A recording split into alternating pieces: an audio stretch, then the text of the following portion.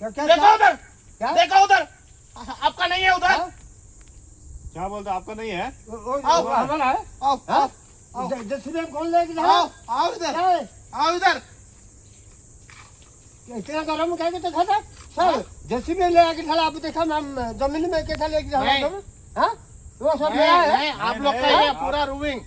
आप लोग क्यों दूसरे के ऊपर बोलता है? हाँ, हमारे ऊपर बोल रहे बार बार। तो हमारा नहीं है। मैं ऐसा नहीं बोलना दूसरे के ऊपर। दूसरे के ऊपर नहीं बोलना है।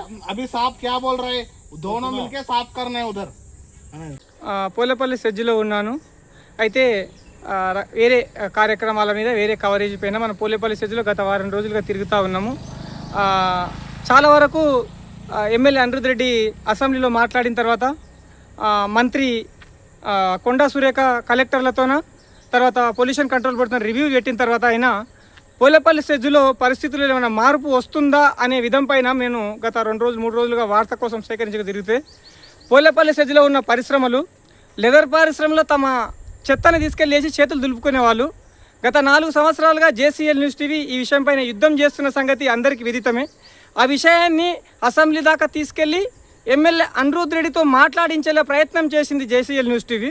ఇప్పుడు లెదర్ పరిశ్రమలో దొంగతనంగా వెళ్ళేసే దారులని వాళ్ళు మూసివేయడంతో వాళ్ళు ఇప్పుడు వాళ్ళ వేస్టేజ్ చెత్తను మొత్తం తీసుకొచ్చేసేసి పట్టపగలు బహిరంగ ప్రదేశాల్లో వేసి కాల్ చేసిన దృశ్యాలు ఇప్పుడు మీ కంట్లకు కట్టే చూపిస్తున్నాను. అయితే ఈ వేస్టేజ్ చేసిన కంపెనీ వాళ్ళ ముందులు వచ్చేసి ఆటోమేటిక్ సిస్టమ్స్ అని ఉంది. వాళ్ళ స్క్రాప్కి తర్వాత ముందర ఇక్కడ ఉన్న ఈ కెమ్టెక్కో కంపెనీ కెమికల్ కంపెనీకి సంబంధించిన వేస్టేజ్కు సిమిలర్ మ్యాచింగ్స్ అయితే ఉన్నాయి. అయితే ఇవి చిన్న కుప్పలు కావు మిత్రుల, ఇది చిన్న కుప్ప కాదు. మీకు గత ఎన్ని రోజుల నుంచి కాలుస్తున్న క్లారిటీ లేదు. ఇక్కడ మీరు ఈ కాలిపోయిన చెట్లని ఈ పరిసర ప్రాంతాలని కెమికల్ వేస్టేజ్ని చూస్తేనే మీకు అర్థమైపోతుంది. ఈ పరిశ్రమలు వాళ్ళని ఇక్కడి ప్రజలను ఎంతవరకు అయితే నాశనం చేయాలో, ఇక్కడ ప్రజల్ని ఎంతవరకు అయితే ఇబ్బంది పెట్టాలో, ఈ ప్రాంతాన్ని ఎంతవరకు అయితే నాశనం చేయాలో దానికి ఇవి కంకణం కట్టుకున్నారంటే ఎలాంటి నిస్సందేహంగా చెప్పొచ్చు. ఎందుకోసం అంటే పాలమూరు జిల్లా ప్రజలంటే లేబర్ ప్రజలు మాసు ప్రజలు పొట్టకూటి కోసం వీళ్ళు వేరే రాష్ట్రాలు వెళ్ళి బ్రతికేవాళ్ళు. ఇక్కడ పరిశ్రమ వచ్చేస్తే జీవనోపాధి వస్తుంది అనుకుంటే మిత్రులారా, ఇప్పుడు మీ కంపెనీ లోపల పర్మిషన్ లేకపోయినా చూపిస్తా. ఆ కంపెనీలో పనిచేసేది కూడా ఒక తెలుగువాడు ఉన్నాడు పరిశ్రమలో. అందరూ నార్త్ ఇండియా వాళ్ళు మాత్రము ఉత్తరప్రదేశ్, బీహార్, ఒరిస్సా వాళ్ళు ఉంటారు. జస్టర్లకు సంబంధించిన ఎలాంటి లేబర్ అయితే ఇక్కడ పనిచేసుకోవచ్చు. అట్లాగే ఆ కంపెనీ పరిసర ప్రాంతాలను మనం అబ్జర్వ్ చేసేస్తే కంపెనీ ఎంట్రెన్స్ లోనే ఎంత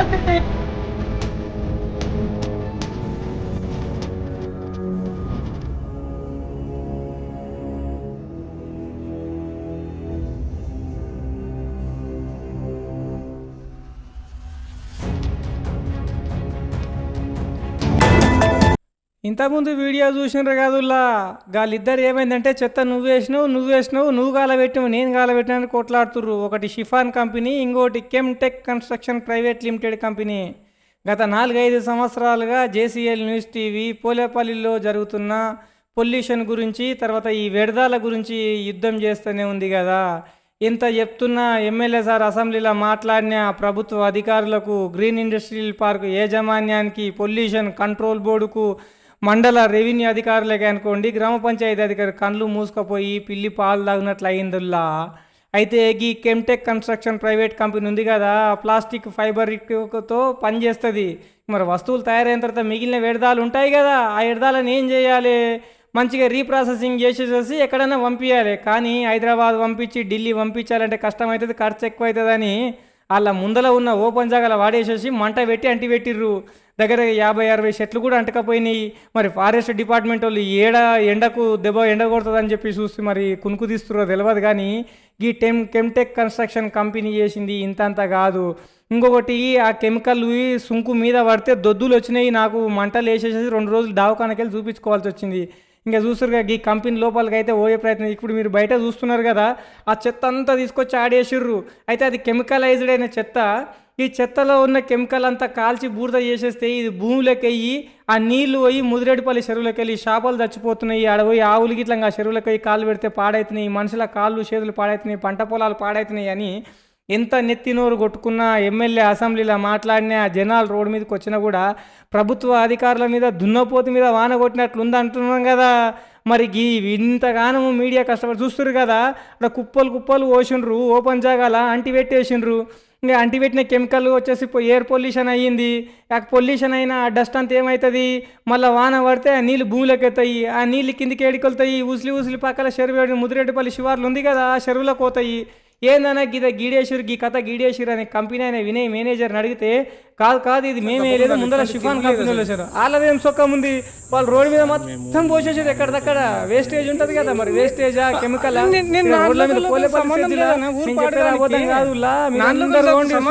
ఎంత రామసక్కగా ఉంటారు. కుప్పలు రోడ్ల మీద పోసేసారు, మొత్తం పర్యావరణం నాశనం చేస్తుర్రు.